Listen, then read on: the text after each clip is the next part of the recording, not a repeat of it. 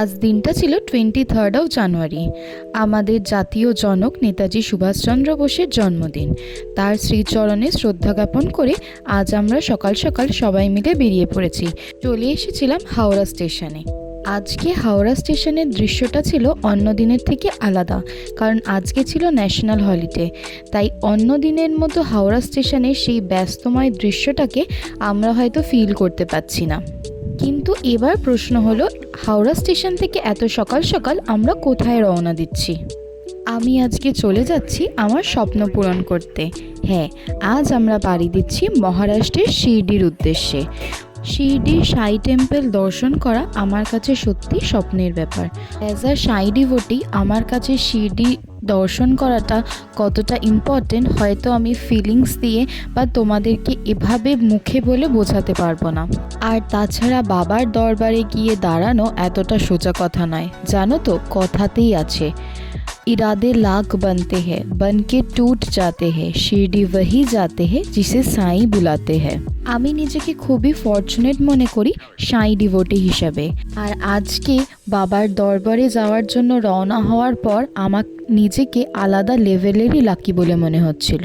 তবে হ্যাঁ, আমি আমার বাবা আর মাকেও স্পেশাল থ্যাঙ্কস জানাতে চাই। তারা না থাকলে আমার আজকে এই ট্রিপটা এভাবে করা পসিবল হতো না। আমার মা আর বাবা প্ল্যান না করলে আমার ড্রিমটা এত তাড়াতাড়ি রিয়েলিটিতে ফুলফিল হতো না। আজকে আমরা এই ট্রিপের জন্য বেরিয়ে পড়েছিলাম 4 জন মেয়ে। আমি, আমার মা আর আমার মায়ের 2 জন বন্ধু, সুপ্তিদি আর তৃপ্তিদি। আমি সুপ্তিদি আর তৃপ্তিদিকেও জানাই আমার হার্টিয়েস্ট থ্যাঙ্কস, কারণ ওনারাও না হলে আমার এই ট্রিপটা হয়তো ইনকমপ্লিট থেকে যেত। আমার এই ট্রিপটাকে এত সুন্দর, এতটা ভালো, এতটা সাকসেসফুল বানানোর জন্য অনেক অনেক থ্যাঙ্কস। আমরা আজকে ট্রাভেল করছি হাওড়া পুনে দুরন্ত এক্সপ্রেসে, যার ট্রেন নাম্বার হলো 1222। হাওড়া পুনের দুরন্ত এক্সপ্রেসের ভাড়া ছিল 3 টায়ার এসির ক্ষেত্রে 3250, কিন্তু আমরা যাওয়ার সময় নো ফুড অপশানটাই চুজ করেছিলাম, কারণ আমরা বাড়ি থেকে আমাদের স্বাদ মতো সুন্দর সুন্দর খাবার বানিয়ে নিয়ে গেছিলাম। সেক্ষেত্রে আমাদের প্রায় 700 to 800 মতো টাকা কম লেগেছিল পার টিকিট। আনফর্চুনেটলি ট্রেনটা শুরু থেকেই লেট ছিল। আমাদের ট্রেন ছাড়ার কথা ছিল ভোর 5:45-এ, কিন্তু আগের দিন ডিনার করতে করতে হঠাৎ দেখি ফোনে একটা মেসেজ আসে যে ট্রেন অলরেডি 5 আওয়ার্স ডিলে করে ছাড়বে, মানে ওই 10:45 মতো। কিন্তু প্ল্যাটফর্মে এসে দেখি 10:30টার মধ্যেও ট্রেন দেয় না। আলটিমেটলি ট্রেন আমাদের হাওড়া থেকে রওনা দিল 11:45 নাগাদ। ট্রেনে উঠে নিজেদের লাগেজ প্লাস সিট সমস্ত ঠিকঠাক করে আমরা লাঞ্চটা সেরে নিয়েছিলাম। আমার মা বাড়ি থেকে লাঞ্চটা বানিয়েই এনেছিল। ছোট আলুর দম, সাথে ছিল ফ্রাইড রাইস। এই খেয়ে ট্রেনে বসে জমিয়ে লাঞ্চ করার পর এনজয় করছিলাম বিকেলের সানসেটটাকে। ব্যস্ততম জীবনে সত্যি কথা বলতে গিয়ে সানসেট বা সানরাইজ কোনোটাকেই এনজয় করার সুযোগ পাই না। তাই আজ ট্রেনের উইন্ডো সিটে বসে পড়ন্ত বিকেলের প্রাকৃতিক দৃশ্যটাকে খুব সুন্দরভাবে এনজয় করছিলাম। এরপর আমাদের চলে আসে বিকেলে চায়ের ব্যবস্থা। দুরন্ত এক্সপ্রেসের প্যান্ট্রি কার্ট থেকেই আমরা এই চায়ের কিটগুলো কিনে নিই, যার দাম ছিল 15 টাকা। এই চায়ের কিটের মধ্যে ছিল একটা টি ব্যাগ, তার সাথে ছিল গুঁড়ো দুধ, চিনির একটা স্যাচে আর একটা মেশানোর জন্য স্টিক মতো দেয়া ছিল। আমরা আমাদের নিজেদের টেস্ট অনুযায়ী চিনি আর দুধ মিশিয়ে বানিয়ে নিচ্ছিলাম টেস্টি চা। চা ছাড়া হয়তো আমাদের মতো বাঙালিদের ট্রেনের জার্নিটাই ইনকমপ্লিট থেকে যায়। এত দূরের জার্নিতে চাটা বাড়ি থেকে বানিয়ে আনা পসিবল ছিল না, তাই একমাত্র ভরসা ছিল আমাদের দুরন্তর এই প্যান্ট্রিকার দাদারা। তাদের কাছে রিকোয়েস্ট করে আমরা এই টিকিটগুলো কিনেছিলাম। বিকজ যেহেতু আমাদের নো ফুড ছিল, তাই জন্য আমাদের চাটাও ইনক্লুড ছিল না।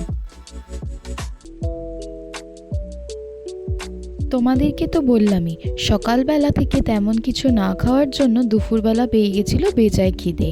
তাই জন্য আমরা লাঞ্চটা ঝটপট কমপ্লিট করে নিয়েছিলাম, কিন্তু তার জন্য আবার সন্ধ্যে 7টা নাগাদ পেয়ে গেছিলো আবার জোর খিদে।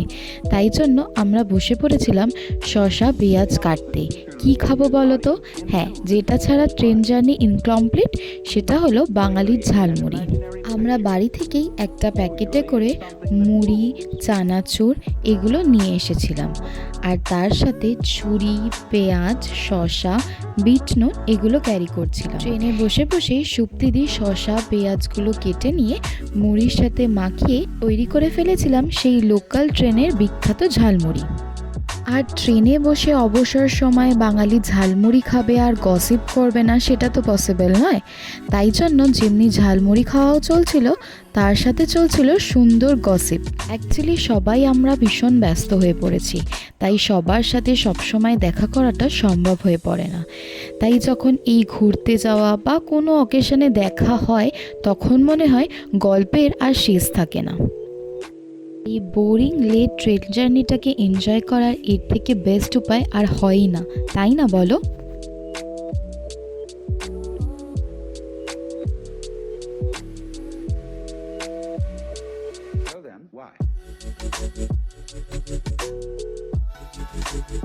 আমাদের ডিনারে ছিল কড়াইশুঁটির পরোটা আর আলুর পরোটা। এটাও কিন্তু আমরা বাড়ি থেকে বানিয়ে এনেছিলাম।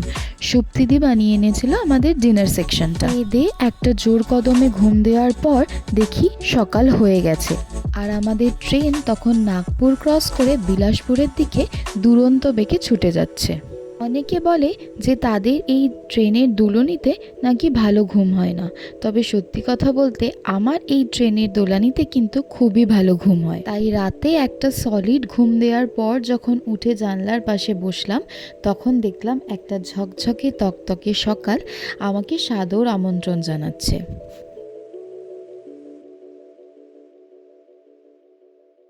দেন আমরা এক এক করে ফ্রেশ হওয়ার জন্য বসে পড়েছিলাম। প্রথমে মা, সুপ্তিদি, তারপর আমি আর তৃপ্তিদি এক এক করে ব্রাশ করে নিচ্ছিলাম।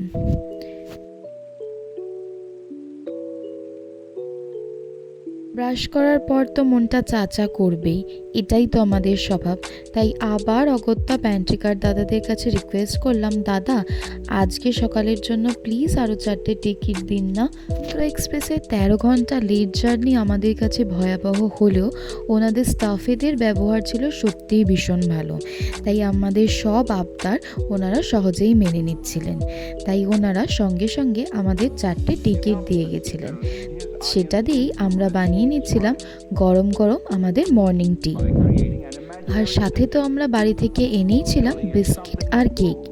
এই দিয়েই আমাদের সকালটা সেরে ফেললাম। অ্যাকচুয়ালি আজ ভোর 4:45 নাগাদ আমাদের নেমে যাওয়ার কথা ছিল মনমাড স্টেশনে। আর সেখান থেকেই 1.5 ঘন্টা গাড়ি জার্নি করে আমাদের পৌঁছাতে হতো শিরডি নগরীতে। কিন্তু আনফর্চুনেটলি ছাড়ার সময় ট্রেন 5 ঘন্টা লেট করাতে আমাদের জার্নিটা শুরু থেকেই লেট হয়। শুধু তাই নয়, যখন কপাল খারাপ থাকে তখন মনে হয় এরকমভাবেই লোকেরা ফেঁসে যায়। আমাদের ট্রেন লেট করতে করতে 5 ঘন্টা, 6 ঘন্টা, 7 ঘন্টা ক্রস করে 13 ঘন্টায় পৌঁছেছিল। আমরা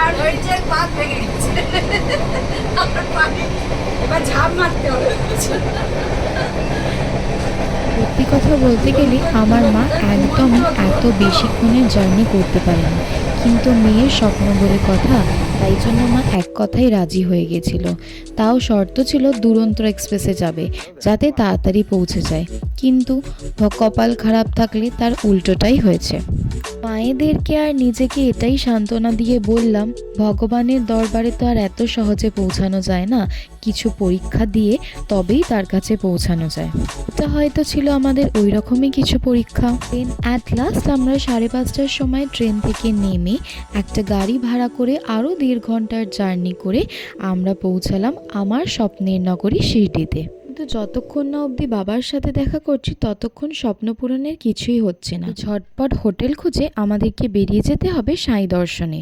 তোমরা কিন্তু আমার সাথে থেকো, কিভাবে স্বপ্ন পূরণ করলাম এটা তোমাদেরও তো জানা দরকার, তাই না?